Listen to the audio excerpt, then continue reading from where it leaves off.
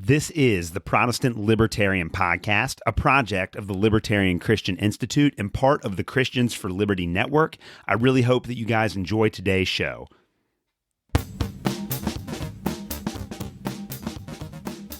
All right, guys, welcome to another episode of the Protestant Libertarian Podcast. My guest today is Joshua Smith. Joshua is a longtime libertarian activist and is the former vice chair of the Libertarian National Committee. He is the host of the very successful podcast Break the Cycle, where he discusses current events and libertarian philosophy. He is currently running to become the nominee for the Libertarian Party presidential candidate, and we are going to discuss his background, his philosophy, and his presidential run today. Joshua Smith, welcome to the Protestant Libertarian Podcast. Yeah, thank you so much for having me on, man. I really appreciate it. I'm happy to be here. I've been really excited to talk to you. I love the videos you've been putting out on Twitter. I love the energy that you're bringing to this race. But before we get into some of the questions I sent you, tell us a little bit about yourself, your background, and how you became a libertarian. Sure, absolutely. So I was probably what you would call a hardcore neocon. I supported Bush when I was 17. And right after 9/11, I joined the military. Of course, I had to go protect my country from the evil terrorists abroad before they came here and, took out my sister and my mom and my friends and community. And so I joined the Navy because I didn't actually want to go to war. You know what I mean? I really more or less wanted to say that I was protecting us, do the work, and then travel. And we weren't at war with Iraq yet, but we had declared war in Afghanistan first, and none of us knew what was to come of Afghanistan at the time. We didn't know that 20 years later it'd be finally winding down. But so I joined the military, and I went to boot camp, and then I went to my A school, and then I attached to the USS Constellation. And within, I think, 3 weeks, we pulled out of the San Diego base there, Coronado Island. And we were supposed to do a year-long world cruise around the world, decom the ship. It was supposed to be her last run. She's a Kitty Hawk class carrier. And our battle group was pretty well known, but we did Hong Kong and Singapore, and then we transited the Straits of Hormuz into the Persian Gulf.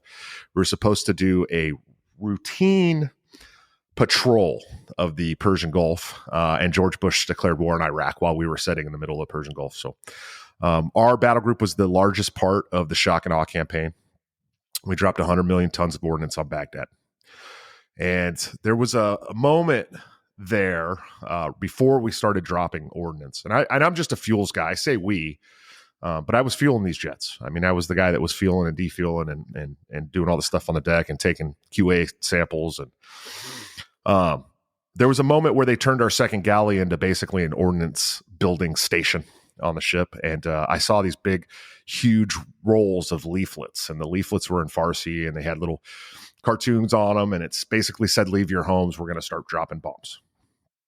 And so they would drop these leaflets from the sky on unsuspecting Iraqi civilians and say, "Hey, you need to leave your homes. We're going to destroy your neighborhood," right?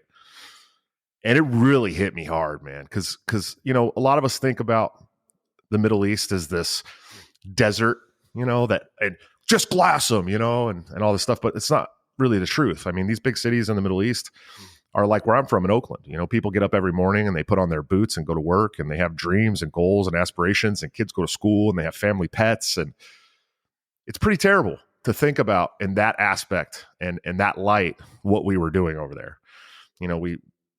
It really kind of dawned on me early, like, what are we doing in Iraq? And I had no foreign policy knowledge at all at 18 years old, 19 years old. Right. But it really struck me as weird that we were at war with Iraq. I mean, this is the first war that I ever watched on TV live back in 1989, right? And we're here again. We've declared war. I'm like, the people who did 9/11 are not in Iraq.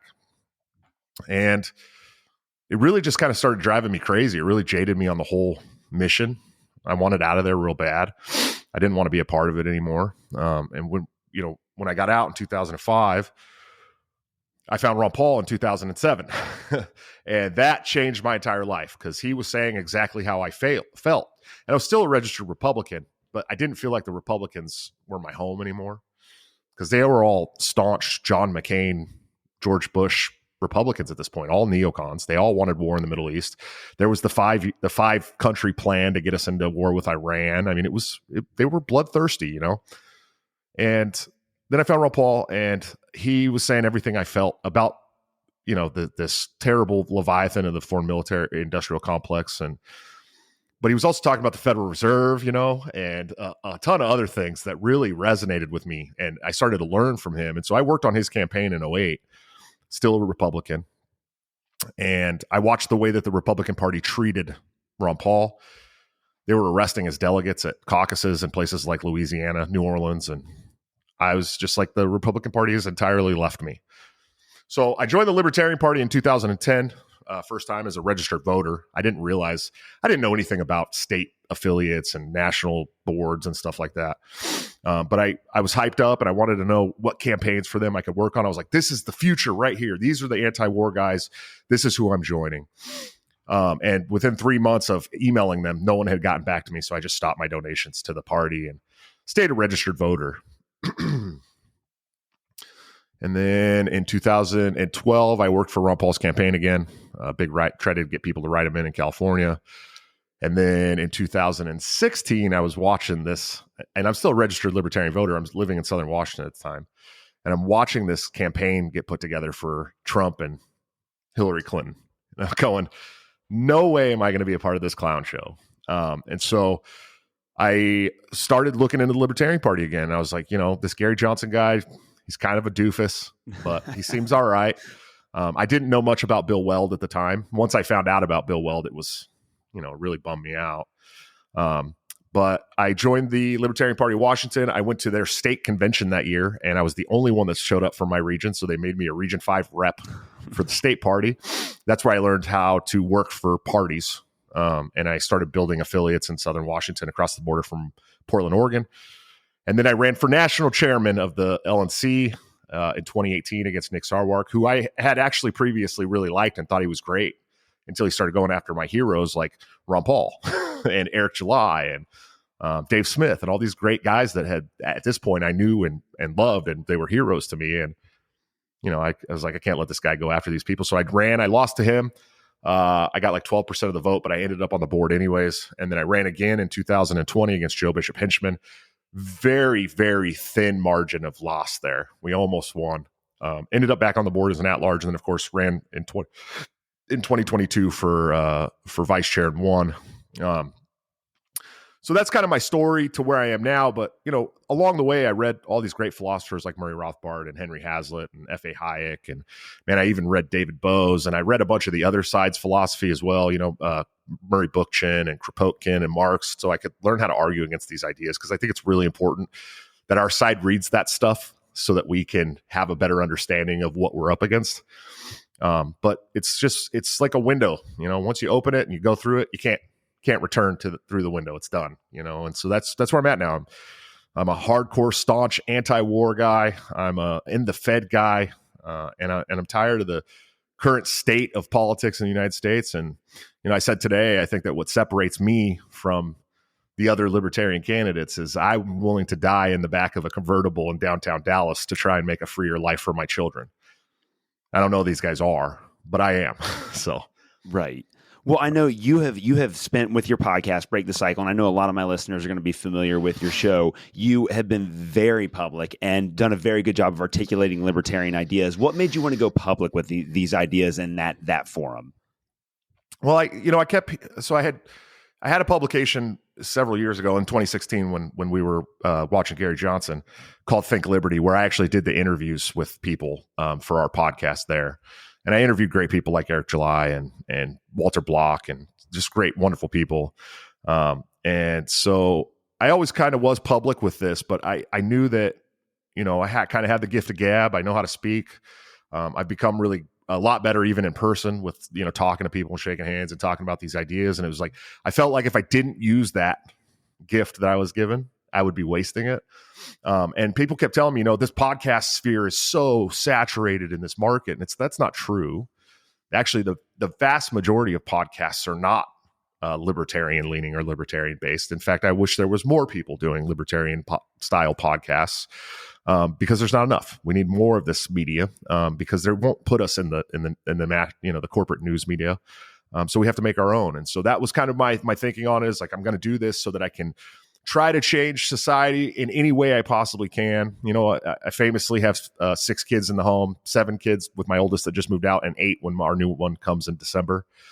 And I can't stomach the thought of going to my grave and not having tried to make a society more free for them than it is now. So is that what motivated you to run for president then?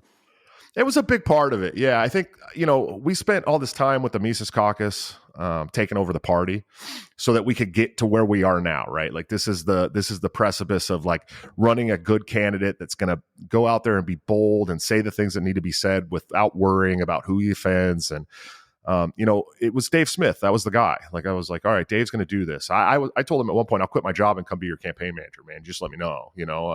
I want to see somebody who's brave and bold and knows how to articulate these things. And when I realized that he wasn't going to do it and I saw who else was in the race, it was kind of like, well, I'll talk to my wife, and I know my platform's not as big, but we have the momentum. We have the following. We're still part of this Ron Paul revolution. We have the opportunity to reawaken it and do what we've wanted to do. And so I talked to my wife, and it was a hard sell for her, but she understands that, my children are a big motivator for this. My family's a big motivator, my community. I want people to be free. That's the absolute truth. And, some people will tell you that I'm doing this to try and make my podcast bigger. I'm trying to do it for my own personal ego. But the truth is that, like, I'm small in the matter of this movement. And that's what we're starting. It's a movement, and it's way bigger than me. And, if I happen to end up as the face of it, then great. If not, then great too. That's fine. I'll keep doing what I do in my own way.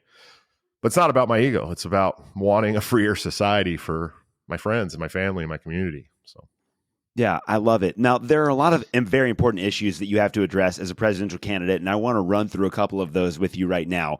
We are at a time that feels very similar to 2003, and that it seems like we are moving towards war in some capacity, whether it's Russia, Ukraine, Israel, Gaza, Iran, Japan, or China and Taiwan. There's all over the place. There are all of these potentials for America to be drawn into another war. So how would you deal with the warfare state? What are your thoughts on that? I mean, you're an insider. You're a veteran, so you know better than a lot of people do how this actually works. So what's going on with the military right now, and how do we fix like this constant drive towards war? Well, I got a lot to say on this issue, but I will say that this is the scariest time in warfare history in my life. And I don't know that everybody would understand that if you're not paying attention to, the current geopolitical sphere in this world. But I'll say this, like in 2003, 2004, we're going to war with Afghanistan. We went to war with Iraq. Several years later, we're pushing on Syria, and then we're pushing on Yemen. And, we were messing with a lot of Middle Eastern countries, but there were a lot of like little Middle Eastern countries that really didn't have ties to like, these other big nuclear superpowers and such like that. Now what we've done is, first of all, we've been poking at Iran since the 50s, right? And Iran essentially held an election in the 50s, had their first democratically elected prime minister, Mohammad Mossadegh, and he wanted to nationalize the oil, which Britain and the United States had been getting very, very cheap, pennies on the dollar. And, the way that we do, we're like, well, that can't work because we want our resources. And so, the United States and Britain's MI6 put together an entire coup in Iran and had the prime minister ousted, gave it back to the Shah, and the country's been a theocratic, monopoly and despotism since the 50s. And they were well on their way to being a Western country. And it wasn't by our hand. It was actually, they did it on their own.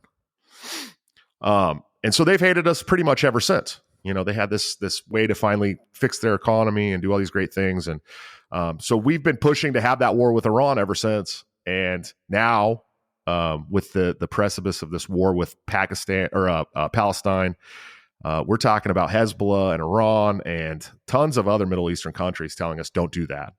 If you do, we're going to get involved. But the scarier part about this, and the much, much scarier part about this, I mean, it's scary thinking about a thought of war with the entire Middle East, because that's what it could be, right? But the scary part of this is that we've been messing with Russia. We've expanded NATO. We've been pushing our fingers in Putin's chest and telling him, you can't, take back your rogue province, or you can't have that province that's rogue, that's saying they want to come and be part of Russia again, that's mostly ethnic Russians, right?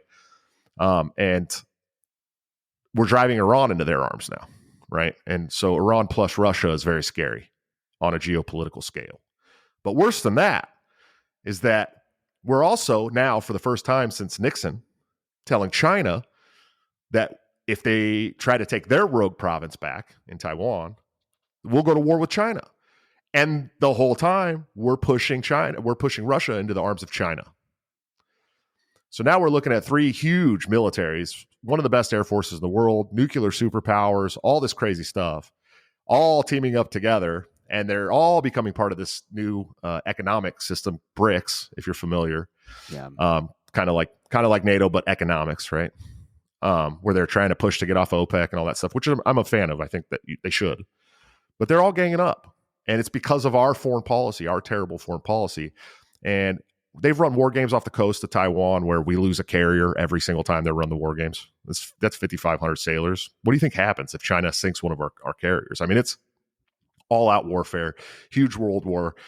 All the countries in Europe are going to get involved. It's going to be really bad. It's extremely bad. And we need a president that's not beholden to the military-industrial complex, right? It's the only way to fix this. Because Congress isn't going to do it because they're not beholden to the people anymore once the AUMF was signed into play, right? So we had the authorization to use the military force. It's essentially open-ended. It gives the president full power to use as much money as he wants to, continue to foist death and destruction on the world in American foreign policy's name. So I would immediately end the AUMF. It'd be the first executive order, probably the very first executive order I sign. I would sign another executive order that says Congress must declare war on a country. It's their constitutional duty. If they want to go to war, they have to put their name on it, period. That way their constituents actually see who cares about their wants and needs. I would immediately start bringing troops home, closing bases around the world. We got 172 bases around the world in 172 countries. Just amazing to hear. And I would, let the American public know that we're a much safer nation with our troops at home than we are meddling in foreign civil wars around the world and creating terrorists. And that would be the basis of it. And, if Congress wanted to fight me on it, I'd be more than happy to take it to the Supreme Court. They have a constitutional duty to declare war. That's their duty. I have a lot of faith in the Supreme Court when it comes to this issue and them saying, hey, this is what the Constitution states and this is how you have to act. So those are things that I would do. And I would, see to it that American foreign policy has changed forever and it's more conducive to American public and we're not wasting, tax dollars around the world. And of course I would end foreign aid. I've talked a lot about that. We're sending over $70 billion to more than 200 countries every year. Meanwhile, the American public, has 12% of the American public is having problems putting food on the table. That's a problem, and we're still taxing those people to send money to, rich kings and leaders and rulers around the world for foreign pet projects. And that's not okay. So, and then if they wanted to talk about some kind of diplomatic trade deal after the fact where it benefits Americans, maybe we'd have that discussion, but we're not getting anything out of this. And the American public certainly isn't getting anything out of this. And so it's got to change right away. The other issue that I really wanted to talk to you about is COVID. And I know that you have talked a lot on the campaign trail about coming to there has to be some sort of judgment day when it comes to COVID. It's wild to me that there's nobody in prison and that there's been no accountability and that there's been no push by the government to really, outside of people like Rand Paul, to really get to the bottom of what happened. And there seems to be no conversation of preventing something like that from happening again in the future. So walk us through your position on COVID. What did the government get wrong and how can we address what happened going into the future? Well, I think the very basic, easy answer to what did government get wrong was everything, literally from day one. And it's funny because I'm just you might call me a political pundit, but I just call myself a blue collar working class guy. That's who I am. I'm raising a family. I get up every day and I put my boots on and I go to work. Every job is essential. At the end of the day, if that job helps you put food on the table for your children, the government is not allowed to tell you that your job isn't essential. You're the one who makes that, definition up for yourself. And so, I talk about it kind of tongue in cheek that I want to use Guantanamo Bay to house the people who have foisted these crimes against humanity on the world, but especially in America. It's not really a tongue-in-cheek thing that I'm saying. I mean this. I would launch a full-scale investigation by the State Department into the Safer task force, who were the people that went around and told these jobs they had to shut down nationally. I would launch the investigation into Fauci and Pfizer and Moderna and all these companies that made a huge profit off of us all deteriorating as a society, losing our jobs, being forced indoors, masking our children, forcing us to take a medication that a lot of us didn't want to take. Thankfully, I have a great wife who was supportive in us not taking it, but a lot of people weren't, and they were forced to do it to keep their jobs. And that's a violation of not just the Constitution. That's a violation of humans' rights. That's a violation of our God-given rights. And it's gotta, someone's gotta be held to account for these things, period. And not just someone, a lot of someone's. I mean, every governor that closed down their states, Whitmer, who famously banned the buying of food seeds in Michigan. I mean, it was a really terrible thing they did to everybody. And they just one day just stopped doing it and acted like it never happened, and then asked for leniency on the issue. And no, we don't want to give you leniency on the issue. You ruined a lot of lives. It was something like 37% of the businesses that shut down never came back to the market. These are small mom and pop shops that, put their entire savings into these buildings, and you lost them their business. For what? For what? A sickness with a 99.7% recovery rate? Out of here. No. So we need someone that's willing to do that. And, it's funny because they keep talking about Donald Trump as this guy who's like going to go out and get vengeance on everybody or revenge, and I'm like, what did the guy do when he was in office the first time? Who did he get revenge on? He talked about, in that first campaign, he talked all about how the corporate news media was the enemy of the people, and he was going to hold them to account. What did he do? He didn't even pardon Julian Assange. Okay, the one easiest thing he could have done to give the middle finger to the establishment, to the corporate news media, everybody, pardon Julian Assange, the greatest journalism of our time, who's being held as a political prisoner. Didn't do it. Okay, he talks about how he cares about businesses and free markets and all this stuff, but did he pardon Ross Ulbricht?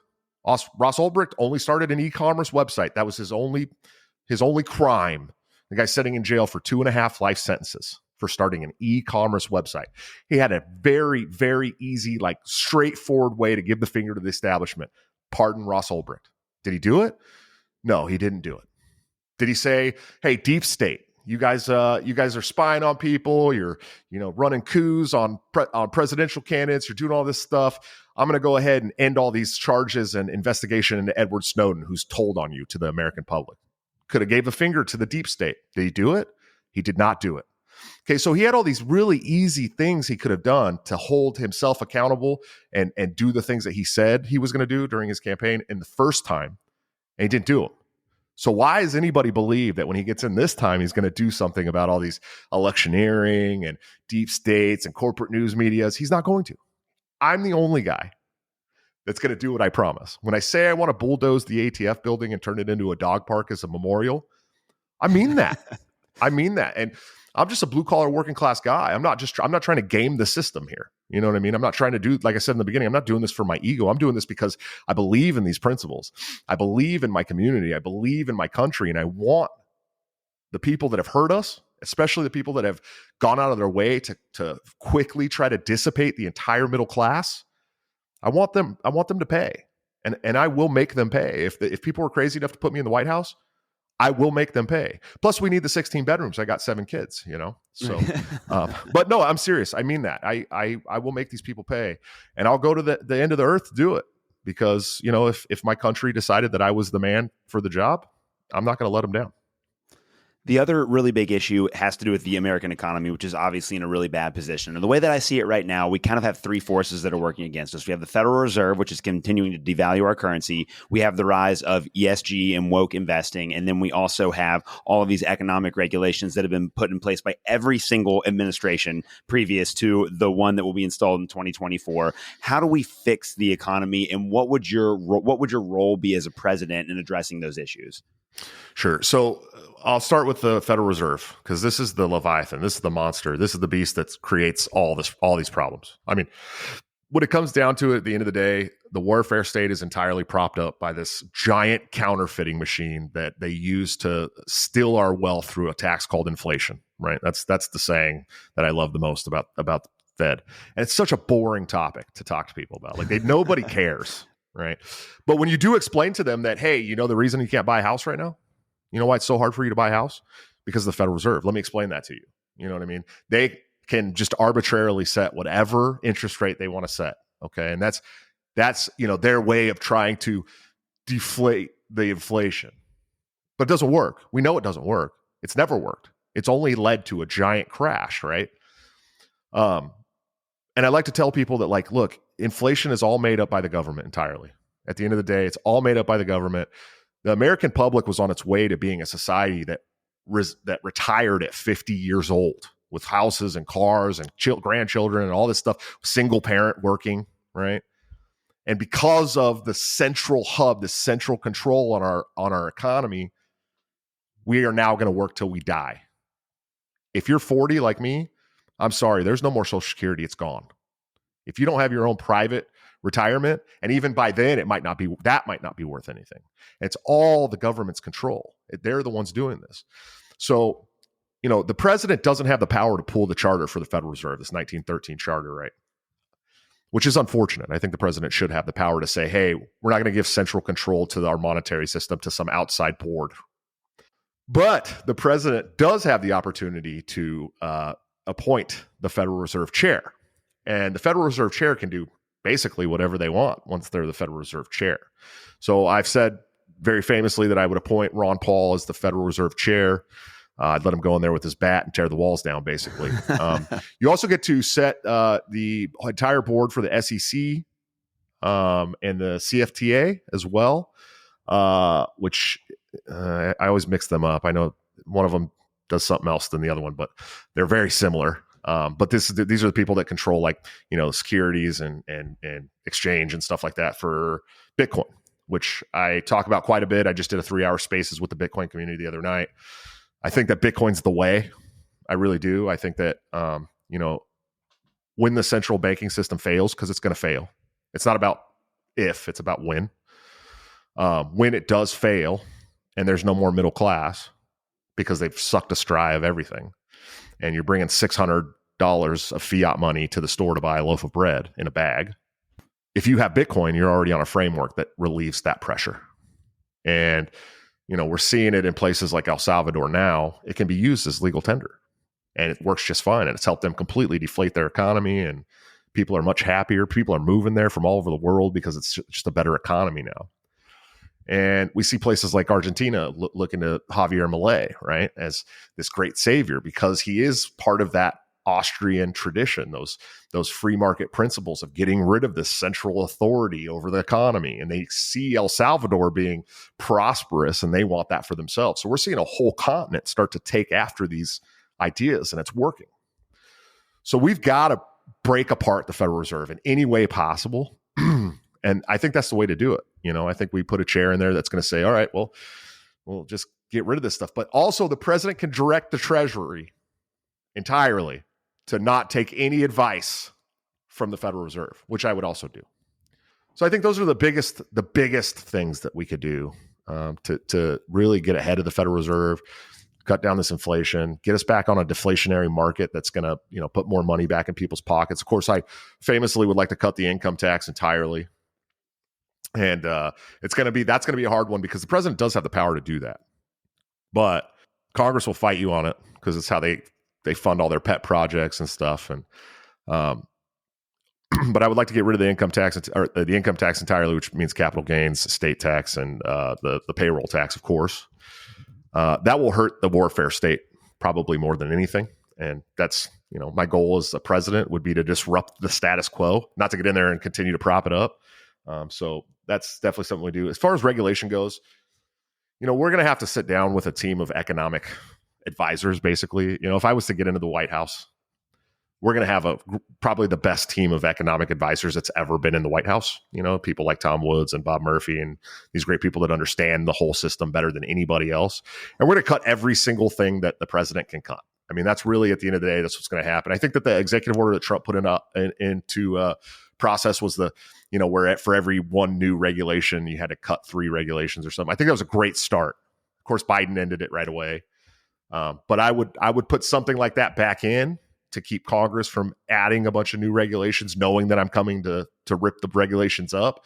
And then we'd sit there and for days and just go over every regulation the president has the power to pull. And we'd be pulling as much as we possibly could. And I think, I really think that would help a lot in the areas of like the bureaucratic red tape that keeps people from starting businesses, Of course, we want to get rid of these government contracts that we hand out to places like GE that keeps us from having better green technology, right? Like we're like, oh, hey, GE, you got this contract for green technology, make us green technology. And then nobody else can compete for, the national green technology. So we get a terrible product. It costs us a ton of money. And then we have the left screaming about, oh, we need better green tech. Well, it's your government that's doing it, and then let's move on to ESG. So ESG, DEI is the Marxist playbook in, active form. That's what it is. When it comes down to it, it's, you will be thought policed if you want to do business. This is how you're going to act. These are the things you're going to do. These are the requirements for you to be a business.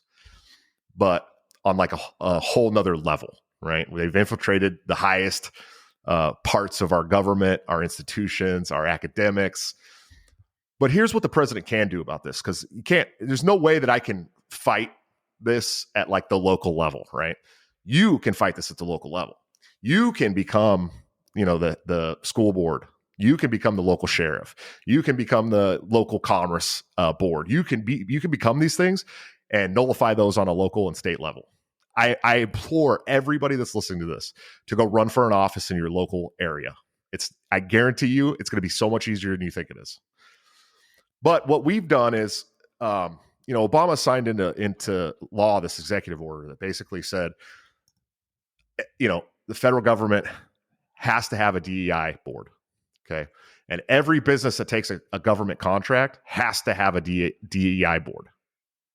I don't know if you're aware of this. And that's really where this started to go downhill, because now, the American federal government is the largest employer in the world. And so all of these businesses, all of these big corporate businesses that take these government contracts goes, well, we're going to have to start pushing the ESG and the DEI because the government says we can't continue to do business with them unless we, well, Trump got in and immediately signed an executive order getting rid of it entirely. It was one of the best things Trump's ever done, because this is not, we should have been fighting this 20 years ago, but it was like, it started slow and then real fast all at one time, right? And so Trump signed the executive order getting rid of it. It started to get better. And then like day 5, Joe Biden signed an executive order putting it back in. So I would go in there and sign it and say, hey, we're not going to do this anymore, of course. But I would push the issue to the Supreme Court as unconstitutional.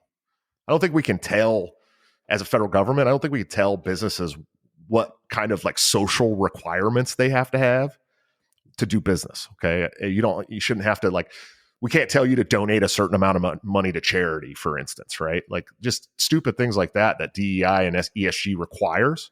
The federal government doesn't have the constitutional rights to do these things to people. And make no mistake, like the Constitution, we constantly talk about the Constitution protecting our rights. That's not what it is, right? The Constitution is the law that governs the federal government. It's what it tells the federal government what it can do. And we've somehow got it in our mind that it's, what we can do as a people. That's not how it works.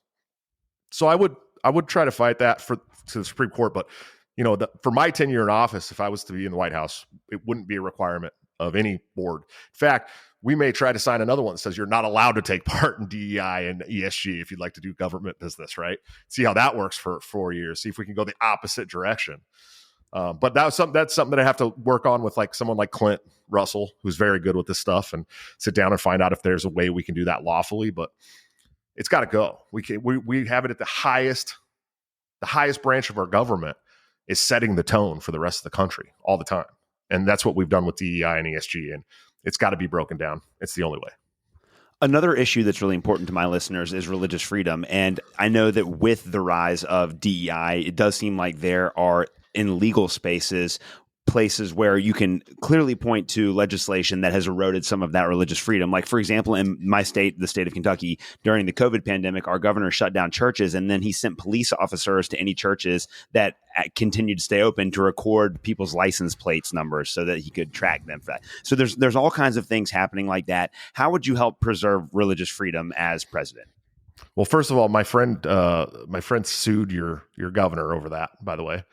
Who's your friend? TJ. I don't know if you're familiar with TJ. There's a couple other people that were part of the lawsuit too. It wasn't just one person, but my friend TJ was He was a big part of it because he's the one who like went to the church and got arrested on purpose. Okay. I like so, that guy then. Or fined or something. I don't think he got arrested, but he got fined or something. Bashir sucks. I hate that guy. Sorry, excuse my language, but I'm not a fan of that man. How do you guys give us Rand Paul and Thomas Massey and that's your governor? Doesn't make any sense to me whatsoever. I do not know. What a weird mix in Kentucky. I do love Kentucky. I've been to the Bourbon Highway and I've spent some time in Lexington. I like Kentucky a lot. And I will be back for an event right outside of Cincinnati somewhere. So, first of all, we got to get the state. So we constantly talk about the separation of church and state, right? Like this is part of the Constitution. It's how America was founded. You're supposed to have the ability to worship however you want to worship, as long as it's not hurting anybody else. But what we need to be talking about now is getting the state out of the church, right? Like that's the really important thing. I'm very, religious and Christian, and my kids go to Awana. Like I said, I was supposed to go pick them up tonight, but my wife is very nice and going to get them for me. And my road to faith has been rocky, to say the least. It started out really strong, and then I had a lot of years where I fell away, and it took me a long time to find myself back in that beautiful, grace of faith. And I know that, a lot of my time out of the faith was kind of this social like pressure from people in California to be like, oh, well, Christianity, has led to all these terrible things and this and that and this and that. And I started to kind of notice that like our local governments were kind of talking like that. And, our state governments, you look at people like Gavin Newsom in California, where I'm from, and even Jerry Brown to some extent, they're so like open about their hate for Christians, especially. It's very clear in everything that they do all the time. And, I would impress upon the federal government as a president that we don't get into matters of religion anymore at all. There's no reason for the state to take any place in religion at all. I think a lot of our traditions as a federal government come from, the law of Christianity and the law of God. But I also don't believe that it's our place to govern that way entirely, So, as president, obviously I'm going to be very open about my faith, even if I am the president, but it's going to be in a way that, it shines grace the way that I was taught it on people, as opposed to, condemning people for not being believers or condemning people for, believing in, Islam or any of these things. Because that's truthfully at the end of the day, we talk about, how religion has led to this and that and this and that. Really, what's led to that is the loss of freedom of religion, right? And so, as a president, I'm just going to instill upon the federal government that we stay out of matters of the church entirely. Whatever your faith is your faith. America was built on many faiths, even though we are considered a Christian nation. And that's the way it should stay. I'm not a Christian nationalist. Right. I know some people will be a little bummed out about that, but I feel like we can peacefully coexist with people who have different beliefs than us. And I think that, culturally it's a little bit harder, but faith-wise, our job as Christians is to try and bring as many people to Christ as possible. But that doesn't mean that we have to force their will. God doesn't like that. So. Yeah, I love it. Well, I want to ask you a couple more questions about your campaign. You've been very generous with your time today. What's the logical electoral path to victory for a Libertarian candidate? Is there a logical electoral path to victory for a Libertarian candidate? And even if the Libertarian candidate doesn't win, what's the goal of a Libertarian presidential candidacy? And then what would be a metric for success, even if you don't ultimately become the president? Sure. So I think that the biggest goal is it's a 50-state media tour, right? Like, any presidential candidate for the Libertarian Party this year that's telling you they're going to be the president in 2024 is lying to you, right? We know that. Anybody with half a brain knows that. I think there's only two candidates in the race that are telling you we're not going to win. I'm one of them. I think Michael Rechtenwald's probably the other one. But for me, I want to see a substantial increase in the vote totals. I think if we can't do better than Gary Johnson in 2016, now in 2024, when things are even more of a clown show, then we're going backwards, and that's not good. 5% gives us a minor major party status in the country. Gives us a lot of the same ballot access requirements that the two old parties get, which is really important. Even if you're not a libertarian, this is important, and I want to tell you why. When you have somebody else on your ballot, you now have a shark circling the waters. You have somebody who's making the Republicans and Democrats feel like they can lose their job to an outsider, right? I'm a 40-year-old blue-collar working class guy who puts boots on every morning, and now I'm, circling the White House. That thought for them that they could lose their jobs in this deeply entrenched, corrupt federal government is gonna change a lot of things. It's gonna make people have to start governing the way that they campaign, which is extremely important. Even if your favorite candidate is a Republican, even if your favorite candidate is a Democrat, these people sell you a line of lies, and then they get into office and they never do the things they said they were supposed to do. Well, now you have somebody challenging them for that position. So especially in these swing states where, or especially in these like deep red, deep blue states where your candidate's going to win anyways, like you have an opportunity to change the political landscape forever, for the rest of eternity in the United States, just by throwing a vote that's not going to matter to you to somebody else. So, 5% is the lowest possible goal I'm willing to accept electorally in this general election, should I get there. But we're shooting for 15. 15 will give us major party status, gets us in all the debates. And now we're talking live national television with the libertarian looking these monsters in their eyes. And, that's a whole different dynamic now, right? We get to go up there and tell these monsters about the warfare that they foisted on the world and how Americans are feeling and how the middle class is drowning. And I get to say these things to their face. And that is truly like the most important goal for any libertarian, is to be able to get in front of these people on national television and tell them how they're hurting everyone. Because then the people who feel jaded and hurt by these policies feel like they have a leader. They feel like they have someone they can believe in that's going to say the things that they feel. That's what I want to be. I want to be the voice for the middle class, right? The blue collar guys who feel the inflation and feel the family law courts and feel all the things that, millions of Americans have felt for decades. That's successful to me. That's the most successful we're going to get in 2024.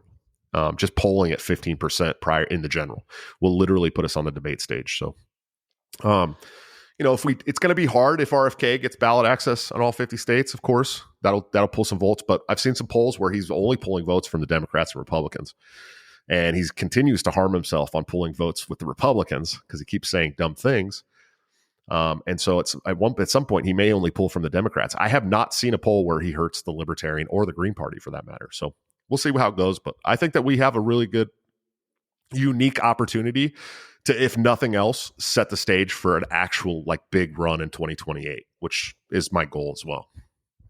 So we have a pretty crowded LP presidential field right now, and I've had Chase Oliver on my show before, and on the Libertarian Christian Institute, I know that Jacob Winograd of the Biblical Anarchy podcast, he's had Mike Termet, and he's had Michael Rechtenwald.